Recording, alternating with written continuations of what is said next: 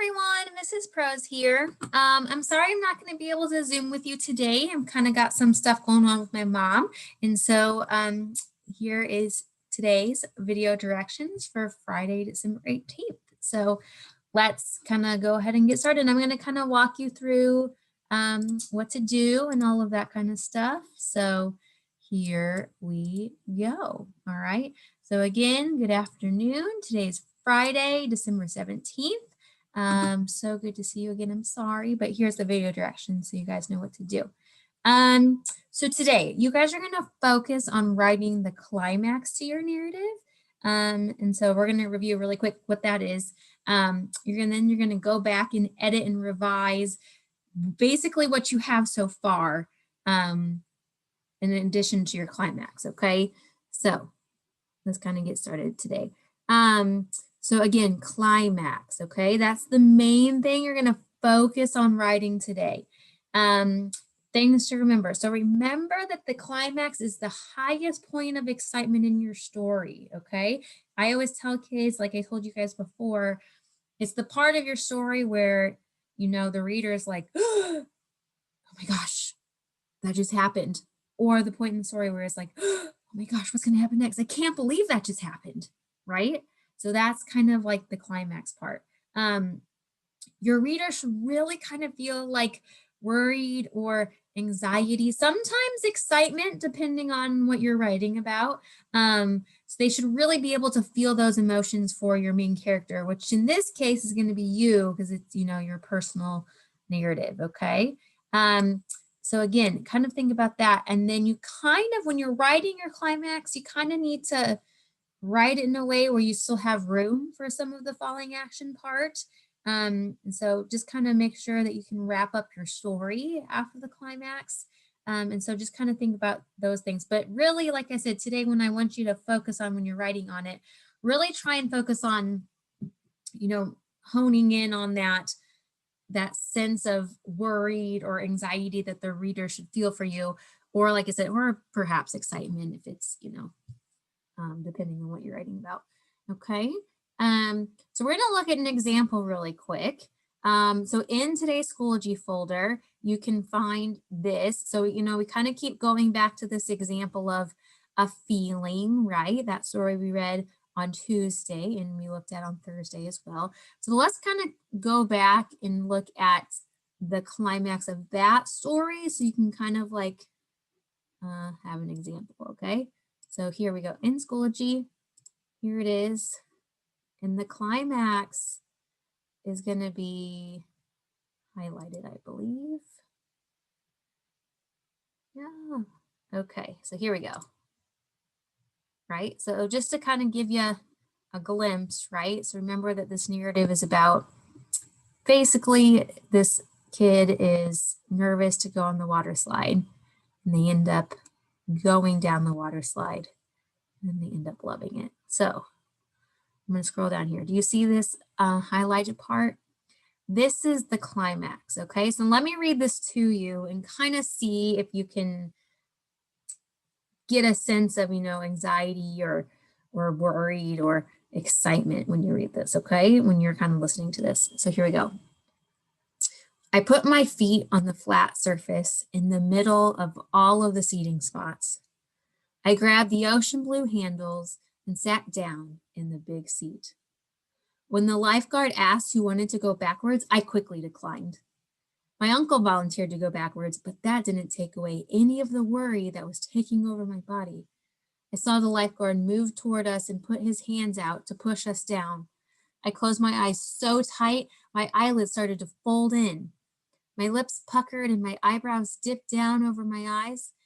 I know that we are moving when I go from seeing light to seeing darkness. So do you see how they kind of like slowed those events down as well to add to suspense? They didn't just say, I got on the ride and the lifeguard pushed us down. Here I go, I thought. See how they really describe again, like what they were doing with their body. You kind of get that sense of, oh my gosh, okay, he or she's really like worried, right?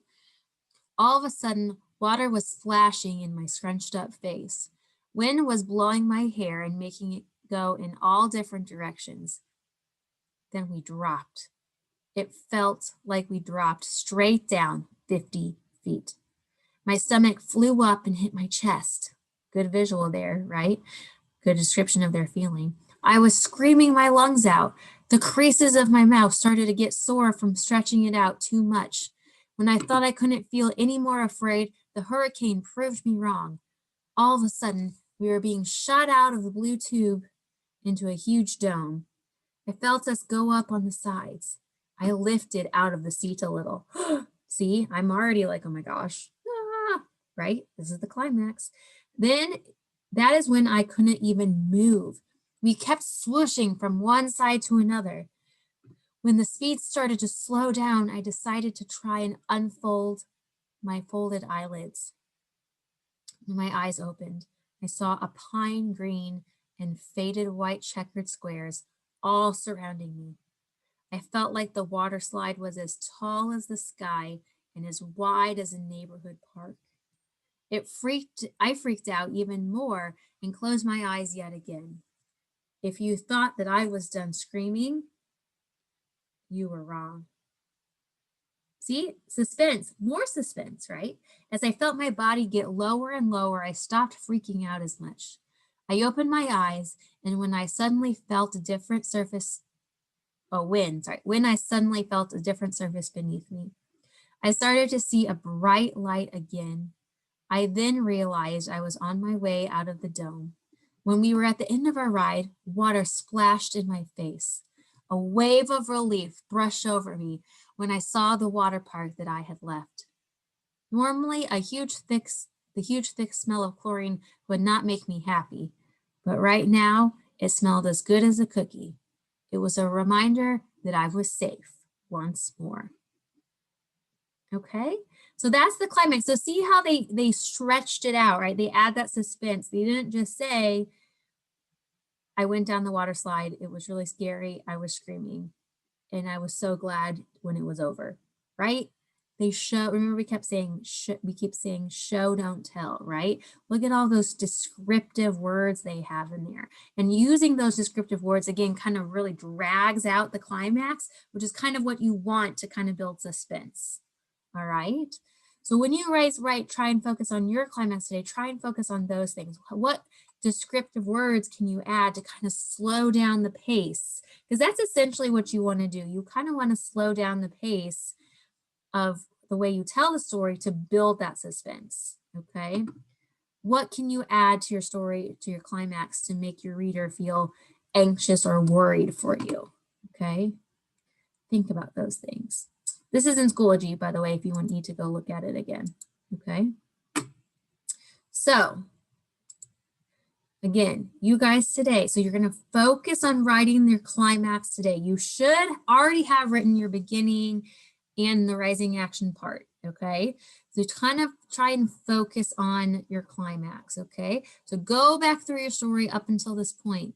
What do you need to add? Can you add more details, right? So again, write your climax first and then do these things, okay? So go back through, what do you need to add? More descriptive details, more dialogue. Is it exciting? A really good strategy, and I think I kind of told you to do this on Wednesday, but I would really ask a parent or a friend to read your narrative, what you have so far, and kind of give you some suggestions, okay? Parents have great ideas of things you can add. So share it with somebody in your house and ask them for feedback. What do you think I need to add? All right. Another thing you could do is you could also just practice reading your climax to a story of your story to a friend or a family member before you write it, and see if it makes sense when you tell it out loud. Before you write it, that is also helpful. And another suggestion I have for you too that is not on the slide is if you actually read the story to yourself, but read it out loud. I know that sounds really silly, but if you read it out loud, like even to yourself, you actually tend to catch more things that maybe you missed or forgot to put in, or whatever. So reading it out loud to yourself really, really helps as well. Okay, so that's another suggestion I have for you. Okay, so again, here's what you're going to do today. First thing, focus on writing your climax. I'm going to go back to this for a second. Okay, again, You really want to kind of create suspense. You want to have the reader feel anxiety or worriedness for you, okay? Or exciting. Remember, the climax is the part where it's like, oh my gosh, what's going to happen? Or the, oh my gosh, I can't believe that just happened. What's going to happen next, right? That part, okay? So focus on that. And then once you're done with that, I just want you to kind of go back and reread it and just continue to edit and revise your beginning and rising action and just everything you have so far, okay? A big part of writing is editing. So read it again, change it, read it again, change it to make it better, okay? And then again, share your writing with an adult, see what they have to say. They have some really great suggestions they can add for you, okay? So that is your to-do list for today.